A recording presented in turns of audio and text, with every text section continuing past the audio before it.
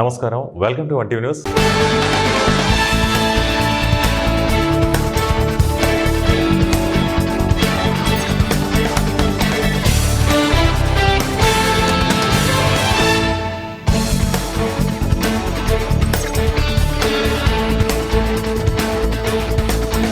కర్నూలు జిల్లా మంత్రాలయం కౌతాలం మండలంలో నూతన శ్రీ రామలింగేశ్వర స్వామి ఆలయ నిర్మాణ ఆలయ ప్రారంభోత్సవ కార్యక్రమానికి ముఖ్య అతిథిగా వైఎస్ఆర్సీపీ జిల్లా ఉపాధ్యక్షుడు ప్రదీప్ రెడ్డి, మండల కన్వీనర్ ప్రహ్లాద్ ఆచారి, మంత్రాలయ టీడీపీ రామకృష్ణారెడ్డి కౌతాలం మండల కేంద్రం నందు నూతనంగా నిర్మించిన శ్రీ రామలింగేశ్వర స్వామివారి ఆలయ ప్రారంభోత్సవ కార్యక్రమం ఘనంగా జరిగింది.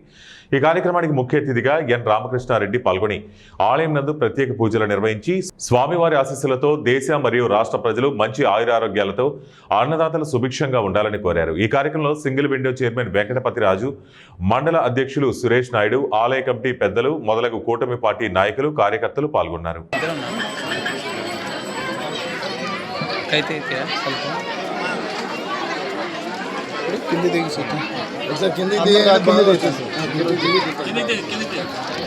ఉమ్మడి పశ్చిమ గోదావరి జిల్లా ద్వారకా తిరుమలలో కార్తీక మాస పూజలు వైభవంగా జరుగుతున్నాయి. శేషాచల కొండపై క్షేత్ర పాలకుడిగా పూజలు అందుకుంటున్న శ్రీ బ్రహ్మరాంబ మల్లికార్జున స్వామి ఆలయంలో అభిషేకాలు, విశేష అర్చనలు, పూజలు నిర్వహించారు. కార్తీక మాసం 2వ సోమవారం కావడంతో తెల్లవారుజాము నుంచి మహిళలు స్వామివారిని దర్శించుకునేందుకు ఆలయానికి చేరుకుని క్యూలైన్లలో బారులు తీరారు.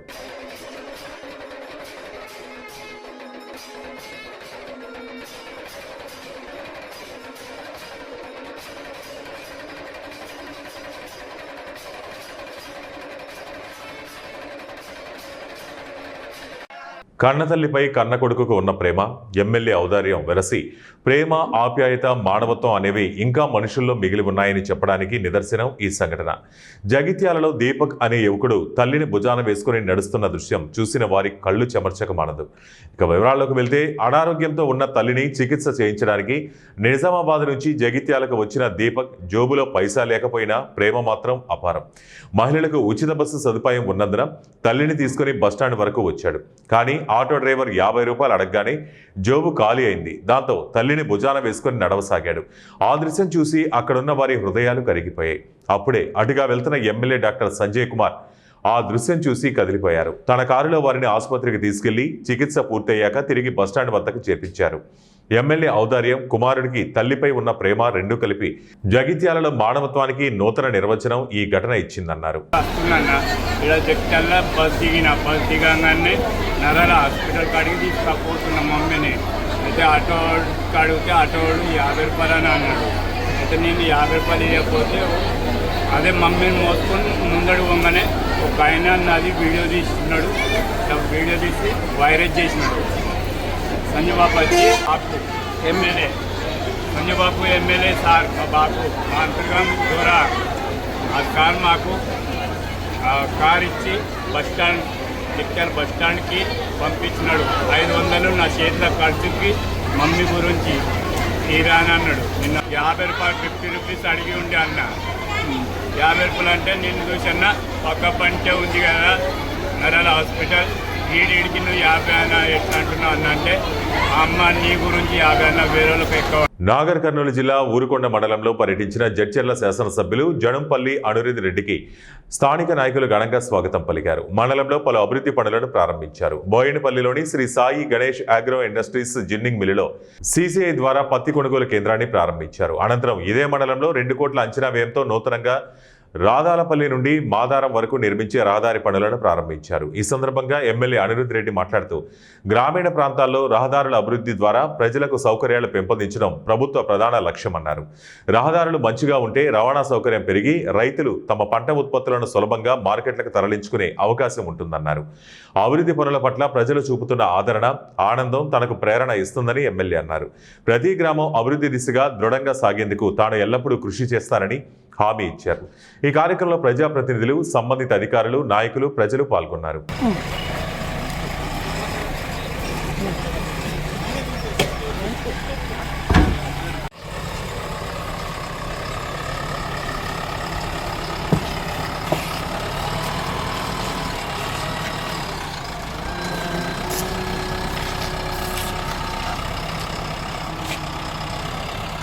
మన్యం వద్దు విజయనగరం ముద్దు మెంటాడ మండలంను విజయనగరం జిల్లాలోనే కొనసాగించాలని సోమవారం జిల్లా కలెక్టర్కి మండల వైసీపీ జనసేన నాయకులు వినతిపత్రం అందజేశారు. మెంటాడ ప్రజల సమస్య పరిష్కారానికి తమ వంతు మద్దతు తెలపాలని లోక్సత్తా రాష్ట్ర అధ్యక్షుడు బీశెట్టి బాబ్జీను మెంటాడ మండల నాయకులు కోరారు. ఈ సందర్భంగా బీశెట్టి బాబ్జీ మీడియాతో మాట్లాడుతూ విజయనగరం జిల్లాలో ఉన్నటువంటి మెంటాడ మండలాన్ని పునర్విభజనలో భాగంగా సాలూరులో కలుపుతారని చర్చ జరుగుతుంటే అది తప్పు. మమ్మల్ని విజయనగరం జిల్లాలోనే ఉండనివ్వండి, మమ్మల్ని అభివృద్ధికి దూరం చేయొద్దు. వాస్తవంగా కోరి తెచ్చుకున్నటువంటి విజయనగరంలో ఉంచడం కోసం అనేక ప్రజా ఉద్యమాలు చేశామని వారు గుర్తు చేశారు. తిరిగి మళ్లీ ఉద్యమాలు చేసే పరిస్థితి రాకుండా ముఖ్యమంత్రి చంద్రబాబు నాయుడు సానుకూలంగా ఆలోచించాలని కోరుతూ ఈరోజు మెంటాడ గ్రామం నుంచి అన్ని గ్రామాల ప్రజలు పెద్దలు కలెక్టర్ను కలిశారు. ఈ కార్యక్రమంలో మెంటాడ మండలం నాయకులు, గ్రామస్తులు తదితరులు పాల్గొన్నారు. మన సాలూరులో కలుపుతారనే ఒక ఆలోచనతోటి చర్చ జరుగుతుంటే అది తప్పు, మమ్మల్ని విజయనగరం జిల్లాలోనే ఉండనివ్వండి, మమ్మల్ని అభివృద్ధికి దూరం చేయొద్దు. వాస్తవంగా మేము కోరి తెచ్చుకున్నటువంటి విజయనగరంలో ఉండడం కోసం అనేక ఉద్యమాలు, ప్రజా ఉద్యమాలు చేశాం. ఇప్పుడు మళ్ళా ఉద్యమాలు చేసే పరిస్థితికి తీసుకురాకుండా సానుకూలంగా రాష్ట్ర ప్రభుత్వం, గౌరవ ముఖ్యమంత్రి చంద్రబాబు నాయుడు గారు కూడా ఆలోచించాలని కోరుతూ ఈరోజు మెంటాడ మండలం నుంచి అన్ని గ్రామాల ప్రజలు పెద్దలు కూడా విచ్చేశారు. నేను లోక్సత్తా రాష్ట్ర అధ్యక్షుడిగా కోరుతున్నాను, ప్రజల అభిప్రాయానికి గౌరవం ఇవ్వండి. ప్రజలు ఎందుకు కోరుకుంటున్నారు? ప్రజలేం మిమ్మల్ని ఇంకేం అడగట్లా, మమ్మల్ని యథాస్థానంలో ఉండనివ్వండి, మా అభివృద్ధి యథావిధిగా ఉంటుంది. మమ్మల్ని తీసుకొని వెళ్ళి విజయనగరం నుంచి మళ్ళా మీకు అరణ్య ప్రాంతాల్లోకి, మన్యం ప్రాంతాల్లోకి పెట్టే ప్రయత్నం చేయొద్దని కోరుతున్నారు. కాబట్టి రాష్ట్ర ప్రభుత్వం వెంటనే యథావిధిగా ఉన్న స్థానాన్ని కర్నూలు ఉత్సవ్ 2025 కార్యక్రమం ఘనంగా కొనసాగుతోంది. ఆంధ్ర రాష్ట్ర అవతరణ సందర్భంగా టీజీవీ కళాక్షేత్రం ఆధ్వర్యంలో కర్నూలు ఉత్సవ్ నిర్వహిస్తున్నారు. రెండో రోజు కార్యక్రమాన్ని పాణ్యం ఎమ్మెల్యే గౌరి చరితారెడ్డి ప్రారంభించారు. ఈ నెల 1వ తేదీ నుండి 7వ తేదీ వరకు ఈ కార్యక్రమం కొనసాగుతుంది. కళాకారులను ప్రోత్సహించేందుకు ఈ కార్యక్రమం నిర్వహిస్తున్నారు. ఈ కార్యక్రమంలో Telugu book of రికార్డ్స్లో నమోదైందని TGV Kalakshetram అధ్యక్షుడు పత్తి ఓబులయ్య తెలిపారు. కర్నూలు జిల్లాలోని అన్ని రంగాలకు సంబంధించిన కళాకారులు ఉన్నారని ఎమ్మెల్యే గౌరి చరితారెడ్డి తెలిపారు. ఉత్సవాన్ని పురస్కరించుకొని కర్నూలు ఉత్సవ్ కార్యక్రమాలు నవంబర్ 1వ తేదీ నుంచి 7వ తేదీ వరకు జరగబోతా ఉన్నాయి. ఈ మన సంస్కృతి, సాంప్రదాయాలు, మన కళలను అన్నిటినీ నలుది వైపులా వ్యాపింపజేయాలన్న, ఈ ఖ్యాతిని విస్తరింపజేయాలన్న ఉద్దేశంతో ఈ కార్యక్రమం ఏర్పాటు చేసుకోవడం జరిగింది. దీనికి ఆంధ్రప్రదేశ్ రాష్ట్ర ప్రభుత్వం కూడా సహాయ సహకారాలు అందిస్తూ కళలకు, ముఖ్యంగా మన కర్నూలు పుట్టినిల్లు, అన్ని రంగాల్లో కళలను బాగా ఆదరిస్తూ ఉంది కర్నూలు. అన్నింటిలో అంటే నాటక రంగంలో, నృత్య రంగంలో, అలాగే జానపద రంగంలో, ప్రతి రంగంలో, రంగస్థల నటనలో, ప్రతి ఒక్క దాంట్లో మన కర్నూలు అగ్రస్థానంలో ఉంది. ముఖ్యంగా దీనికి ఆద్యులు మన టీజీవీ కళాక్షేత్ర అధ్యక్షులు, మన చైర్మన్ గారు, పెద్దలు, గౌరవనీయులు టీజీ వెంకటేష్ అన్న గారికి హృదయపూర్వకంగా నమస్కారాలు తెలియజేసుకుంటున్నాం. కర్నూలు జిల్లా పత్తికొండ మోడల్ పాఠశాలలో వసతుల లేమితో అనేక ఇబ్బందులు పడుతున్నామని, వాటిని ప్రిన్సిపల్ ఏమాత్రం పట్టించుకోవటం లేదంటూ ఏఐఎస్ఎఫ్ సహకారంతో విద్యార్థులు ధర్నా కార్యక్రమం నిర్వహించారు. పాఠశాలలో విద్యార్థుల అవసరాలను ప్రిన్సిపల్ ఏమాత్రం గుర్తించకుండా నిత్యం సెలవులో ఉంటాడని వారు ఆరోపించారు. పాఠశాలలో తాము తాగడానికి నీటి సౌకర్యం కూడా లేకపోవడం చాలా బాధాకరమైన విషయమన్నారు. మధ్యాహ్న భోజనంలో ఏమాత్రం నాణ్యత పాటించడం లేదని, ఈ విషయంపై ఉపాధ్యాయులకు ఫిర్యాదు చేస్తే వారు మేము పెట్టిందే తినాలంటూ దురుసుగా ప్రవర్తిస్తున్నారని విద్యార్థులు ఆవేదన వ్యక్తం చేశారు. విద్యార్థుల మధ్యాహ్న భోజనంలో పౌష్టికాహారం జోడించాలని ఈ సందర్భంగా డిమాండ్ చేశారు. ముఖ్యంగా విద్యార్థినులు బాత్రూంకి వెళ్లాలంటే ఇబ్బంది పడుతున్నారని, వాటి తలుపులకు గడియలు కూడా లేవని, వాటిని ఏమాత్రం శుభ్రం చేయించాలని, వెంటనే బాత్రూంలు తలుపులను మరమ్మత్తు చేయించాలన్నారు. సోమనాథ్ అనే లెక్కల మాస్టారు పాఠశాలకు సక్రమంగా రాకుండా వారంలో కేవలం 1-2 రోజులు మాత్రమే వస్తుండటంతో విద్యార్థులు గణిత సబ్జెక్టులో వెనకబడిపోతున్నారు. ఈ విషయంపై ఆయనను విద్యార్థి సంఘాల అధికారులు ఎవరైనా ప్రశ్నిస్తే విద్యార్థులకు చదువురాదని చెప్పి తప్పించుకుంటున్నారని వారు ఆరోపించారు. వెంటనే లెక్కల మాస్టర్ సోమనాథంను సస్పెండ్ చేసి ఆ స్థానంలో కొత్త వారిని నియమించాలని, తమ చదువులను కాపాడాలని, విద్యార్థులు పాఠశాలలో త్రాగునీరు లేక ఇబ్బంది పడుతున్నామని, 6వ ప్లాంట్ వెంటనే ఏర్పాటు చేయాలని, అలాగే తమకు వెంటనే స్కూల్ యూనిఫామ్ ఇవ్వాలని కోరారు. ఈ కార్యక్రమంలో నాయకులు పెద్దయ్య, ఉపేంద్రాచారి, ఏఎస్ఎఫ్ నాయకులు రంగస్వామి, విక్రమ్, దస్తగిరి పాల్గొన్నారు. సమస్యలు మాకేం చెప్పినారు అనేది ఫస్ట్ మీరు దాంట్లో ఎంతవరకు నిజమే ఎంతవరకు అబద్ధం అనేది మీరే ఆలోచించుకోవాలి. మాకు చెప్పినటువంటి ఫస్ట్ సమస్య ఏంద్రా అంటే, అన్న ఫస్ట్ తాగడానికి వాటర్ లేవు అని చెప్పాను. ఏ మోడల్ స్కూల్లో కానీ పక్కలో ఉంది కృష్ణగిరి కానీ ఇంకో స్కూల్ మోడల్ స్కూళ్ళు ఉన్నాయి. అక్కడ నిధులు ఒకవేళ రాకపోతే ఆర్ఓటి ప్లాంట్ పెట్టడానికి ప్రిన్సిపల్ ఎవరైతే ఉన్నారో వాళ్ళ చేతి నుంచి పెట్టుకొని అయినా సరే విద్యార్థుల తర్వాత బిల్లులు పెట్టుకోండి అని చెప్పేసి డిఈఓ కాడ నుంచి ఆర్డర్స్ వచ్చాయి. కానీ ఇప్పటిదాకా మన స్కూల్లో పిల్లలు తాగడానికి కూడా నీళ్లు పెట్టలేదంటే ఏ మాత్రం ఉన్నారనేది మనం ఆలోచించుకోవాలి. రెండోది మరీ విచిత్రం ఏమంటే ఇంత బాగా కట్టించినటువంటి పాఠశాలలోన విద్యార్థినీలు కాలకృత్యాలు తీసుకోవడానికి ఏవైతే ఉన్నాయో వాటికి సంబంధించి కనీసం బాత్రూమ్లకు డోర్లు సరిగా లేవంట. ఇది ఎంత బాధాకరమైన విషయం ఏమో ఇంకా వాళ్ళే ఆలోచించుకోవాలి. రెండోది ఏమంటే ఫుడ్ బాగలేనప్పుడు ఖచ్చితంగా నాకు ఈ రోజు వచ్చిన వెంటనే పిల్లలు చెప్పారు ఏమని, అన్న మా సార్లకి ఫుడ్ బాగాలేదు సార్ చేపింది మంచిగా అని అడిగితే మీరు పెట్టిందే తినాలని చెప్పేసి మమ్మల్ని కొట్టడానికి వస్తున్నారు. కూటమి ప్రభుత్వం అధికారం చేపట్టి 2 ఏళ్లు కావస్తున్నా మున్సిపల్ కాంట్రాక్ట్ వర్కర్స్ కు బిల్లులు చెల్లించలేదని ఆంధ్రప్రదేశ్ స్టేట్ కాంట్రాక్టర్ అసోసియేషన్ అధ్యక్షుడు విజయ్ కుమార్ ఆవేదన వ్యక్తం చేశారు. ఈ మేరకు విజయనగరం మున్సిపల్ కార్పొరేషన్ ఎదుట కాంట్రాక్ట్ వర్కర్స్ ధర్నా చేపట్టారు. వీఎంసీ పరిధిలో చేసిన పనులకు ఎంతవరకు బిల్లులు చెల్లించలేదన్నారు. ఒక్క విజయనగరంలోనే ఈ పరిస్థితి కాదని అనంతపురం నుంచి ఆముదాల వలస వరకు అన్ని మున్సిపల్ కార్పొరేషన్లలో ఇదే పరిస్థితిని విజయ్ కుమార్ ఆవేదన వ్యక్తం చేశారు. ప్రభుత్వం అధికారం చేపట్టిన నాటి నుండి తమ బిల్లులు చెల్లింపు విషయంలో ఇదిగో అదిగో అంటూ దాదాపు 30 నెలలు తాత్సారం చేస్తున్నారు తప్ప ఎంతవరకు ఒక్క పైసా కూడా ఇవ్వలేదన్నారు. ఇప్పటికైనా అధికారులు పాలకులు స్పందించి తమకు రావాల్సిన బకాయిలు వెంటనే విడుదల చేయాలన్నారు. కాంట్రాక్టర్లు అందరూ ఫేస్ చేస్తున్న సమస్యలు ఇది, మున్సిపల్ కాంట్రాక్టర్లు ఎస్పెషల్లీ. సో మున్సిపాలిటీస్ లో మీ వెల్ఫేర్ స్కీమ్స్ కి మేము ఎప్పుడు అడ్డం కాదండి, మీ వెల్ఫేర్ స్కీమ్స్ చేసుకోవచ్చు మీరు, but not at the cost of contractors అండి. కాంట్రాక్టర్ల దగ్గర కాంట్రాక్టర్ డబ్బును మీరు మాకు ఇవ్వకుండా మీరు వెల్ఫేర్ స్కీమ్స్ కు వాడుకుంటే ఉత్తరోత్తర మీకు కాంట్రాక్టర్ నుంచి పెద్ద ఆందోళన ఎదురవుతుందని ప్రత్యక్షంగా పరోక్షంగా అందరి కమిషనర్లకు, స్టేట్ లో ఉన్న అందరి మున్సిపల్ కమిషనర్లకు కూడా తెలియజేయాలనే నేను ఈ రోజు ఈ కార్యక్రమానికి అటెండ్ కావడం జరిగిందండి. ఇది మీకు ఇబ్బంది ఉన్నప్పుడు ఫస్ట్ ఈ M1 ఎక్స్చేంజ్ అనే కార్యక్రమము గౌరవనీయులైన మన ఆర్థిక శాఖ మంత్రి గారికి కూడా మనం తెలియజేయడం జరిగింది. ఇంత ముందుకు మేము మా ప్లాట్ఫామ్ ద్వారా, సబ్కా ప్లాట్ఫామ్ ద్వారా వాళ్ళందరికీ కూడా చెప్పడం జరిగింది. ఆ రోజు మన ఆర్థిక మంత్రి గారు పయ్యావుల కేశవ్ గారు వాటిని సహృదయంతో స్వీకరించి, అయ్యా మేము ఇవ్వలేకపోతున్నాము, మీరు ఒక 6 నెలల పాటు మీకు రావాల్సిన పేమెంట్ నుంచి మీరు ఇంట్రెస్ట్ ఇస్తే మేము మీకు ఇచ్చేదానికి మేము రెడీగా ఉన్నాము అండి, పేమెంట్ కన్సర్న్ డిపార్ట్మెంట్స్ ద్వారా ఇచ్చేదానికి అవుతుంది, ప్రభుత్వం అయితే ఇవ్వలేదు కానీ కార్పొరేషన్ ద్వారా మేము ఇచ్చేదానికి అవకాశం ఉందని నేను చెప్పడం జరిగింది ఆ రోజు మా అసోసియేషన్ కు. అదే ప్రకారం ఆయన ఆ మాట ప్రకారము మన ఆర్థిక మంత్రి గారు ఆ పర్టికులర్ జీవోను, అంటే స్వయం ప్రతిపత్తి ఉన్న ఇట్లాంటి అన్ని మున్సిపల్ కార్యాలయాలకు ఒక సపరేట్ జీవో ఇష్యూ చేయడం జరిగింది గవర్నమెంట్ నుంచి.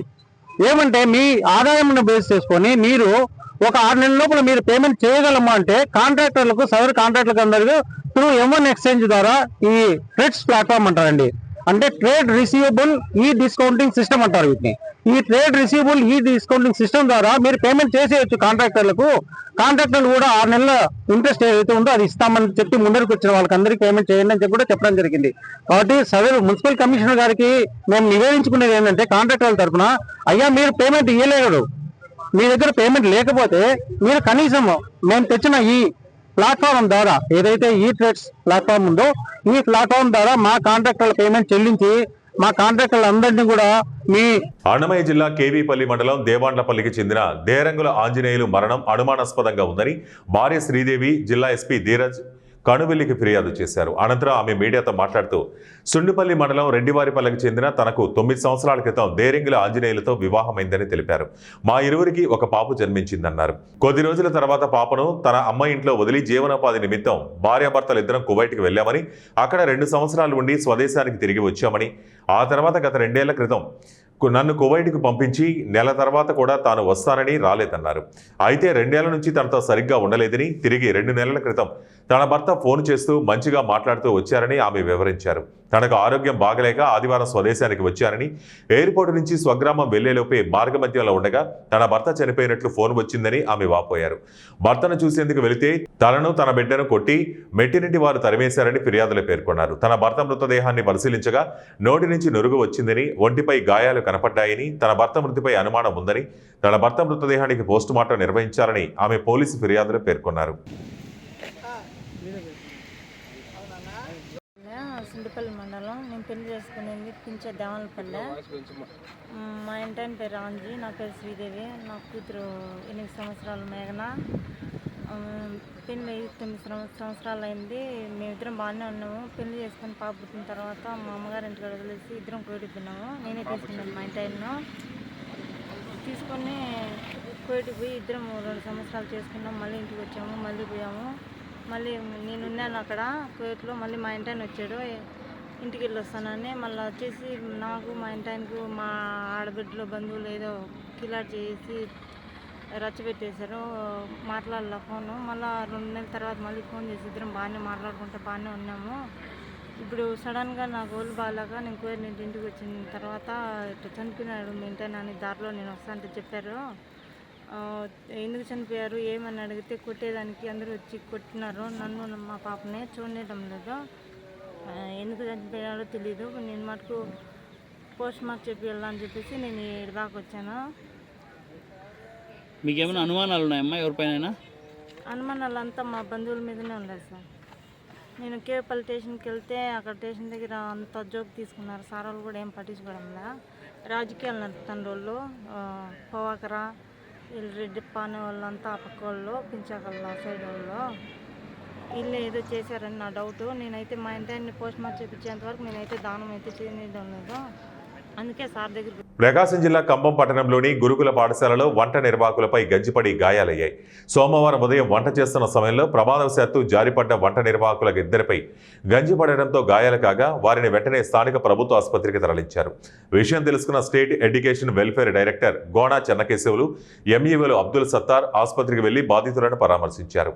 అనంతరం గురుకుల పాఠశాలను సందర్శించి పరిస్థితులను సమీక్షించి ప్రమాదానికి కారణాలు తెలుసుకున్నారు. 618 మంది విద్యార్థులకు ఇద్దరే వంట మనుషులు ఉన్నారని, పని ఒత్తిడి, తొందరపాటు, పొరపాటు వెరసి కాలు జారి పడినట్లు కళాశాల ప్రిన్సిపల్ మధురవాణి తెలిపారు. బాధితులకు చికిత్స అందిస్తున్నామని, వంట నిర్వాహకుల సంఖ్యను పెంచేందుకు ఉన్నతాధికారులకు తెలియజేస్తామని గోణా చెన్నకేశవులు అన్నారు. ఈ సందర్భంగా గురుకుల పాఠశాలలో వసతులు, సౌకర్యాలను, విద్యార్థుల హాజరు తదితర పరిస్థితులపై ఆరా తీశారు. గురుకుల కళాశాలను సమగ్రంగా పరిశీలించి ఉపాధ్యాయులకు పలు సూచనలు చేశారు. ఈ ఘటనా స్థలాన్ని ఎంఈఓ శ్రీనివాసులు, సిఆర్పి మురళీమోహన్లు కూడా పరిశీలించారు. మండల ఎడ్యుకేషన్ ఆఫీసర్ 1 ఖమ్మం మండలము. నాకు ఉదయాన్నే చెన్నకేశ్వర సార్ ఫోన్ చేసి ఇలా గురుకుల పాఠశాల, స్థానిక గురుకుల పాఠశాల గర్ల్స్ హాస్టల్లో కుకింగ్ ఏజెన్సీ వాళ్ళకు గంజి చేతుల మీద పడింది సార్, అది చూద్దామంటే నేను ఇమ్మీడియట్గా ఇక్కడ ప్రభుత్వ ఆసుపత్రికి ఇచ్చేయడం జరిగింది. ఇక్కడ నేను కళ్ళారా చూశాను, వాళ్ళకు బాగా డ్యామేజ్ అయ్యింది. కానీ ఇంకా వివరాలు అంటే ఎంతమంది పిల్లలు ఉన్నారు, ఎంతమంది వచ్చేసి అక్కడ కుకింగ్ ఉండాలా, ఇప్పుడు ప్రిన్సిపల్ గారితో మాట్లాడిన తర్వాత మళ్ళీ వచ్చేసి దీని గురించి నేను వివరణ ఇస్తానని తెలియపరుస్తున్నాను. Thank you. మీ 1 ఖమ్మం మండలము. ఉదయాన్నే వచ్చేసి 8:20 ఆ టైంలో మన చెన్నకేశ్వర సార్ వచ్చేసి నాకు ఫోన్ చేశారు.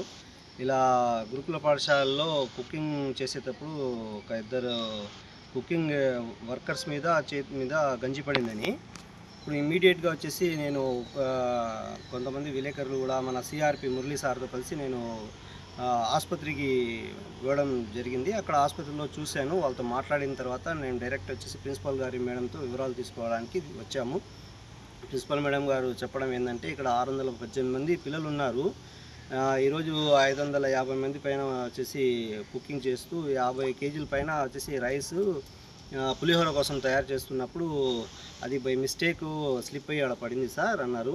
సరే అయినా కూడా ఒక 600 మంది పిల్లలకు 6 మంది కనీసం వచ్చేసి కుకింగ్ కమ్ హెల్పర్స్ ఉండాలా, 3 ఉన్నారు. ఇంకా మేడం వచ్చేసి వాళ్ళ దూరదృష్టితో మేడం వచ్చేసి ఇంకా 2 అరేంజ్ చేశారు. కానీ ఇలా జరగకూడదు.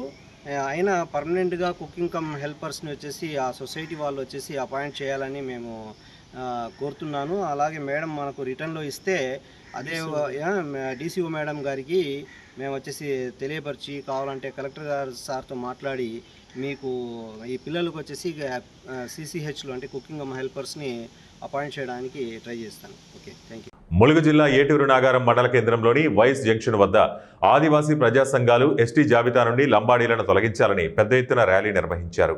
కొమరం భీం విగ్రహానికి ఆదివాసీ సంఘాల నాయకులు పూలమాలలు వేసి వై జంక్షన్ నుండి 5,000 మంది ఆదివాసీలతో ఐటీడీఏ కార్యాలయం వరకు భారీ ఎత్తున ర్యాలీ చేపట్టారు. ఎస్టీ జాబితాలో ఉన్న లంబాడీలను తొలగించాలంటూ నినాదాలు చేస్తూ ఐటీడీఏ ముట్టడికి ప్రయత్నించారు. భారీ ఎత్తున పోలీసులు అక్కడికి చేరుకోవడంతో పోలీసులకు ఆదివాసీ నాయకులకు మధ్య కొద్దిసేపు తోపులాట జరిగింది. అనంతరం ఆదివాసీ సంఘాల నాయకులు ఐటీడీఏ ఎదుట ధర్నా రాస్తారోకో నిర్వహించారు. ఈ సందర్భంగా ఆదివాసీ నాయకులు మాట్లాడుతూ ఎస్టీ జాబితా నుండి లంబాడీలను తొలగించాలని అన్నారు. ఎస్టీల పేరుతో ఉంటున్న లంబాడీలు అటు చదువుల్లో ఇటు ఉద్యోగాల్లో ఎస్టీ కోయ కులస్తులకు చెందిన వారే లబ్ధి పొందుతున్నారని మండిపడ్డారు. ఎప్పటికైనా కేంద్ర రాష్ట్ర ప్రభుత్వాలు లంబాడీలను ఎస్టీ జాబితా నుంచి తొలగించాలని, లేని పక్షంలో అసెంబ్లీ పార్లమెంటులను సైతం ముట్టడించేందుకు వెనకాడేది లేదని వారు హెచ్చరించారు. రిస్ట్రిక్షన్ పేరుతో తెలంగాణ ప్రాంతంలోకి లంబాడీలను ఎస్టీగా తీసుకురావడం జరిగింది. దీనివల్ల ఆదివాసీలు తీవ్రంగా అన్యాయానికి గురవుతున్నారు. లంబాడీలు 1971 సెన్సస్ ప్రకారము 80,000 90,000 జనాభా ఉంటే ఈరోజు 26 లక్షల మంది చెప్తున్నారు. ఇక్కడ మొత్తం కూడా పక్క రాష్ట్రాల నుండి వలస వచ్చేసి ఆదివాసీలు చెందవలసిన రిజర్వేషన్ మొత్తం కూడా దోసుకుంటున్నారు. అంతేకాకుండా ఏరే రిస్ట్రిక్షన్ పేరుతో వచ్చిన క్రమంలో ఈ ప్రాంతంలో ఉన్న వారిని ఎస్టీగా పరిగణించబడదు. ఆంధ్ర ప్రాంతంలో ఉన్నవారిని ఇక్కడ తీసుకొస్తే వారు ఈ ప్రాంతంలో చదువుకోవడానికి ఎస్టీగా సర్టిఫికెట్లు ఇస్తారు, దానికి అనుగుణంగా ఉంటుంది. అంతేకాకుండా ఒకవేళ తెలంగాణ ఆంధ్ర ఇడిపోయింది కాబట్టి ఈరోజు వాళ్ళని ఎస్టీ నుండి తీసేయాల్సిన బాధ్యత ప్రభుత్వాలది ఉంది, అధికార యంత్రాంగం ఉంది. కానీ వాటిని ఏం పట్టించుకోకుండా ఈ ప్రభుత్వాలు లంబాడీలకి ఎస్టీ రిజర్వేషన్ ఇవ్వడమే కాకుండా మా హక్కుల్ని కూడా దోసిపెడుతున్నాయి. అందుకనే ఈ ప్రభుత్వ అధికారులని మేము ఈరోజు ప్రశ్నించాల్సిన అవసరం వచ్చింది. దానికి అనుగుణంగానే ముందుకెళ్తున్నాం. లంబాడీలను ఎస్టీ జాబితా నుండి తొలగించేంత వరకు ఉద్యమం ఆపే ప్రసక్తే లేదు. ఈ ఉద్యమాన్ని కొనసాగిస్తామని చెప్పేసి ఈ సందర్భంగా తెలియజేస్తున్నాను. ధర్మసత్రం కాదు. ఎవరిని పడితే వాళ్ళని ఎప్పుడు పడితే అప్పుడు ఎలా పడితే అలా తీసుకొచ్చేసి ఆదివాసుల రిజర్వేషన్ని కొల్లగొట్టడానికి ఇష్టం వచ్చినట్టు వ్యవహరించినటువంటి గతంలో చేసినటువంటి ప్రభుత్వాలు తప్పిదాలు ఏవైతే చేశారో ఆ తప్పిదాలను ఈ ప్రజెంట్ ప్రభుత్వాలు ఖచ్చితంగా సరి చేసుకోవాల్సిన అవకాశం ఉంది. 342 ప్రకారం వాళ్ళని ఎట్టి పరిస్థితుల్లో తెగల జాబితాలో కులాలను తీసుకురావడానికి అవకాశం లేదు. లేనప్పుడు ఎలా తీసుకొస్తారు, దానికి ప్రొసీజర్ ఉంది. ఇవి ఇప్పటివరకు బులెటిన్ అప్డేట్స్. మరిన్ని అప్డేట్స్ కోసం చూస్తూనే ఉండండి 1TV న్యూస్.